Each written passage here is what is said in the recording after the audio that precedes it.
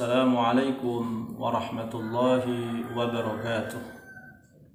Innal hamdalillah nahmaduhu wa nasta'inuhu wa nastaghfiruh wa na'udzu billahi min shururi anfusina wa min sayyiati a'malina. Man yahdihillahu fala mudilla lahu wa man yudlil fala hadiya lahu. Asyhadu an la ilaha illallah wahdahu la syarika lahu wa asyhadu anna nabiyyana Muhammadan 'abduhu wa rasuluhu la nabiyya ba'dahu. Allahumma salli wa sallim ala nabiyyina Muhammadin wa ala alihi wa sahbihi ajma'in. Summa amma ba'd. Ma'asyiral muslimin rahimakumullah. Alhamdulillah wa syukrulillahi ala ni'amillah. Bersyukur kita kepada Allah Subhanahu wa taala atas nikmat yang masih kita rasakan hingga pada kesempatan saat ini. Di antaranya adalah nikmat masih dipertemukan dengan bulan yang mulia, bulan yang penuh dengan berkah, bulan di mana pintu-pintu surga dibuka dan pintu-pintu neraka ditutup dan setan-setan dibelenggu. Mudah-mudahan Allah Subhanahu wa taala berikan rahmat dan ampunannya kepada kita. Mudah-mudahan Allah ampuni dosa-dosa kita. Allah berikan kepada kita ni'matul istiqamah di dalam mengerjakan amal soleh di bulan yang mulia ini. Allah terima seluruh amal ibadah kita di bulan suci Ramadan ini. Amin ya rabbal alamin. Ma'asyiral muslimin rahimakumullah. Rasulullah sallallahu alaihi wasallam adalah khairul bashar, sebaik-baik manusia, manusia terbaik yang Allah ciptakan. Allah Ta'ala telah mengumpulkan dalam diri Rasulullah begitu banyak kelebihan-kelebihan. Allah Subhanahu wa Ta'ala telah mengumpulkan dalam diri Rasulullah Sallallahu Alaihi Wasallam berupa jawami'ul kalim, yaitu ucapan beliau yang singkat namun penuh dengan makna dan faedah kebaikan. Dan ini adalah merupakan salah satu kelebihan yang Allah berikan kepada beliau sallallahu alaihi wasallam.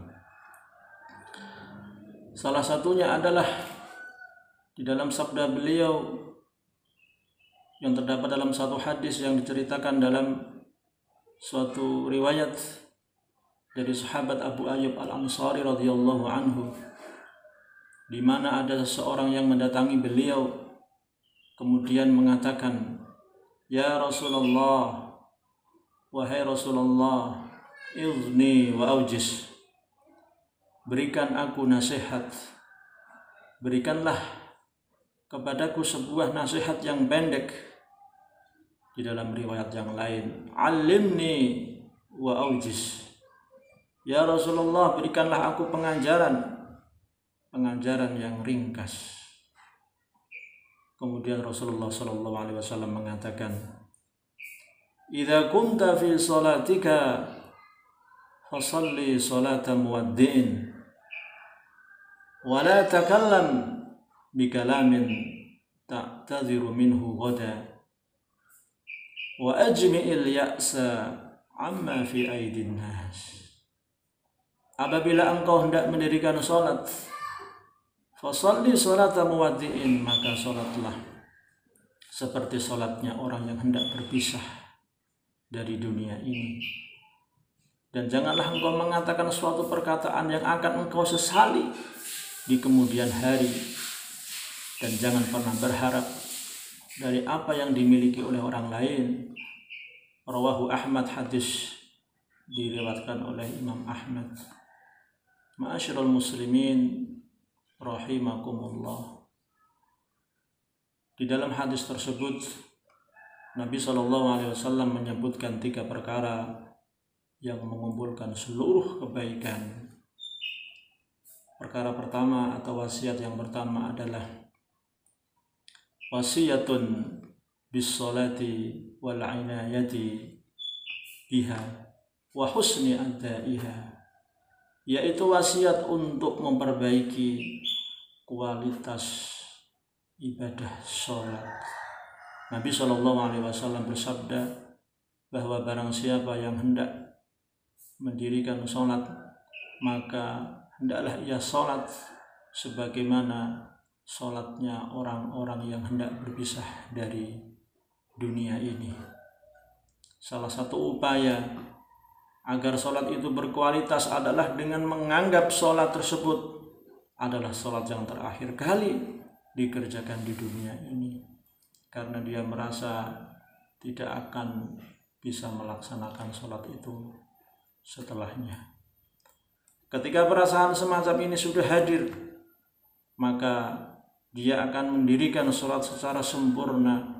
Dia akan bersungguh-sungguh, dia akan melakukan sholat dengan penuh kesungguhan, karena setelah itu dia tidak berkesempatan lagi untuk mengerjakannya. Wal wasiyatu tsaniyah, wasiat yang kedua, kata Rasulullah SAW, wasiyatun bihifdzil lisani wasiyanatihi, yaitu wasiat untuk senantiasa menjaga perkataan, untuk senantiasa menjaga lisan. Tidak ada suatu perkataan yang keluar dari lisan seseorang kecuali akan dimintai pertanggungjawabannya kelak di akhirat. Tidaklah seorang yang menggunakan lisannya untuk mengatakan sesuatu kebaikan, suatu nasihat kebenaran, suatu perkataan yang bermanfaat bagi orang lain, kecuali akan menghantarkannya ke dalam surga. Dan tidaklah seseorang menggunakan lisannya untuk mengatakan suatu keburukan, untuk mengatakan suatu kemungkaran, suatu perkataan yang merugikan bagi orang lain, kecuali akan menghantarkannya ke dalam neraka. Na'udzubillah, summa na'udzubillah min dzalik. Al-lisanu saghirul jirmi kabirul jurmi. Sesungguhnya lisan itu kecil bentuknya, namun besar dampaknya. Oleh karena itu Nabi SAW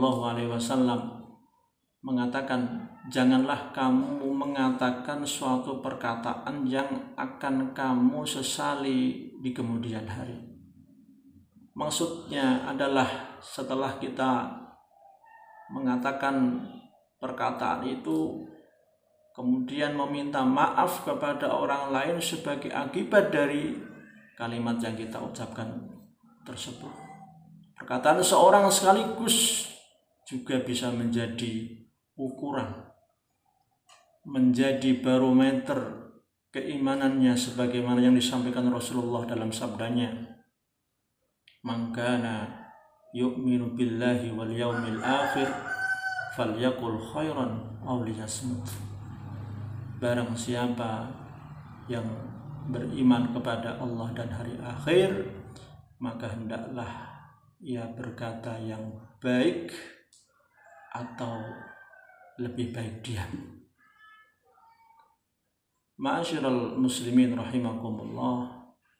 Kemudian wasiat yang ketiga adalah wasiat tentang da'watun ilal qanaati wa ta'alluqu al-qalbi billahi wahdahu, yaitu anjuran Nabi untuk selalu memiliki sifat qanaah dan selalu menggantungkan hati hanya kepada Allah Subhanahu wa ta'ala, bukan kepada yang lain, bukan kepada manusia siapapun mereka, dan tidak berharap kepada selain Allah Subhanahu wa ta'ala. Qanaah adalah suatu kerelaan menerima pemberian dari Allah Subhanahu wa ta'ala, meskipun pemberian itu dirasa sedikit, tetap selalu menerima, menganggap bahwa itu adalah merupakan anugerah dari Allah Subhanahu wa ta'ala. Dengan kata lain, seseorang yang qanaah adalah dia yang menerima pemberian Allah apa adanya. Dia merasa puas dengan apa yang Allah anugerahkan kepadanya. Dan ketika sifat qanaah ini hilang dari seseorang, sifat qanaah ini hilang dari diri kita, maka dia akan menjadi orang yang sengsara. Kita pasti akan menjadi orang yang sengsara karena tidak akan pernah puas. Meskipun Allah telah berikan kepadanya begitu banyak nikmat, karena tidak memiliki qanaah, maka dia akan merasa kurang dan serba dan selalu kurang. Dan juga ketika seorang hanya berharap kepada Allah Subhanahu wa ta'ala, maka dia akan hidup dengan hati yang qanaah, karena dia hanya bertawakal kepada Allah Subhanahu wa ta'ala, dan Allah pun akan mencukupinya di kehidupan dunia dan kehidupan akhirat. Allah Subhanahu wa ta'ala berfirman, "Alaihissallahu bikafin abdahu." Bukankah Allah cukup untuk melindungi hamba-hambanya? Dan juga di dalam ayat yang lain juga berfirman, "Wa may yatawakkal 'alallahi fahuwa hasbuh." Dan barang siapa yang bertawakal kepada Allah, niscaya Allah akan mencukupkan keperluannya. Hadirin ma'asyiral muslimin rahimakumullah. Dan sebaliknya, seorang ketika banyak berharap kepada manusia dalam urusan hidupnya,